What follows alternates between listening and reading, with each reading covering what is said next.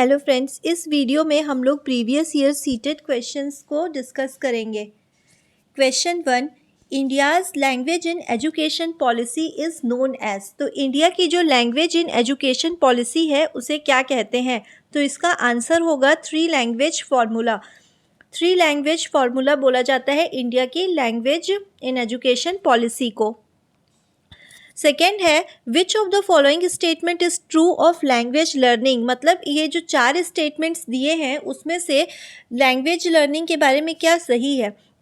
Option first है first language interferes in the language learning of second language. मतलब जो पहली भाषा होती है वो बच्चे की दूसरी भाषा को सीखने में इंटरफेयर करती है या नुकसान करती है। तो ये ऑप्शन क्या होगा यहाँ पे? रॉन्ग होगा। First language support the learning of second language. तो ये वाला आंसर सही है। जो फर्स्ट लैंग्वेज है यानी बच्चे की जो पहली भाषा होती है वो सेकेंड लैंग्वेज लर्निंग में क्या करती है? उसका सपोर्ट करती है या हेल्प करती है।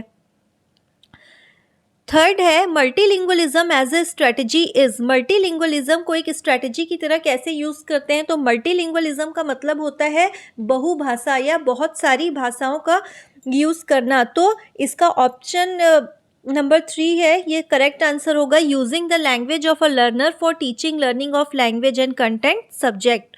यानी कि जो लर्नर है, स्टूडेंट या कोई भी लर्नर जो है, उसकी लैंग्वेज को यूज़ करना क्लास में टीचिंग लर्निंग में, और सब्जेक्ट जो भी टीचर पढ़ा रहा है तो जो लर्नर की लैंग्वेज है उसको यूज़ करना एज अ रिसोर्स, तो उससे मल्टीलिंगुअलिज्म बोलते हैं।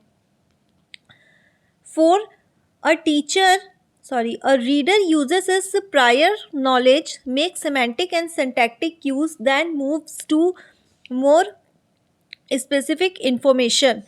What model of reading the reader here adopt? जहाँ पे भी क्वेश्चन आपसे पूछ लेगा और reader uses his prior knowledge, तो ये प्रायर नॉलेज को देखते के साथ टॉप डाउन अप्रोच लगा देना, क्योंकि टॉप डाउन मॉडल जो रहता है या टॉप डाउन अप्रोच रहता है उसमें क्या करते हैं? प्रीवियस नॉलेज या प्रायर नॉलेज से कनेक्ट करते हैं और उसके बाद आगे बढ़ते हैं। जैसे कि मान के चलो कोई स्टोरी बच्चे ने सुनी, अब स्टोरी को लैंग्वेज एज अ होल उसने पढ़ लिया, उसके बाद फिर वो उससे रिलेटेड कुछ क्वेश्चंस उससे पूछे जाएंगे तो उसके जवाब देगा। ऐसे करके वो अपनी प्रीवियस नॉलेज या प्रीवियस एक्सपीरियंस की समझ को लगाएगा, उसके बाद वो आंसर देगा। तो ये होता है टॉप डाउन अप्रोच या top down model. An English text book of class 1 starts with picture, poems and stories and ends with alphabet in the end. Which approach does this kind of arrangement reflect in language pedagogy? अगर class 1 की जो एक picture book है वो क्या चीज़ से start होती है? पहले पोयम और स्टोरी से स्टार्ट होती है और एंड किस में होती है? जा करके अल्फ़ाबेट पे ख़त्म होती है। तो ये कौन सा टीचिंग अप्रोच हो जाएगा? तो ये भी क्या होगा? टॉप डाउन अप्रोच, क्योंकि यहाँ पे स्टार्ट किससे की गई है? पोयम से या पिक्चर से, स्टोरी से, इन सब चीज़ों से स्टार्ट किया गया है और ख़त्म किया गया है किसमें?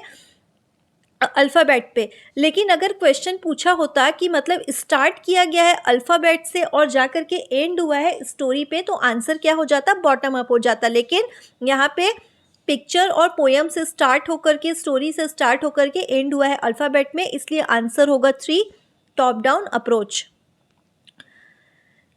Calf stand for. ये जो काल्प है या कैल्प है, इसका फुल फॉर्म क्या है? तो इसका फुल फॉर्म होगा cognitive academic language proficiency. Answer number 1 इसका सही हो जाएगा।